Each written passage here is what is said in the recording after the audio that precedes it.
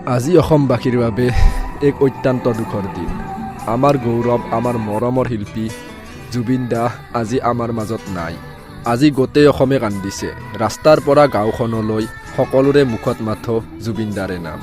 আৰু লাহে লাহে এতিয়াহে অনুভৱ হ'বলৈ ধৰিছে এই সকলোবোৰ যেন সপোন নহয়। এয়া কোনেও গ্ৰহণ কৰিব নোৱাৰা এক অসহনীয় দিঠক।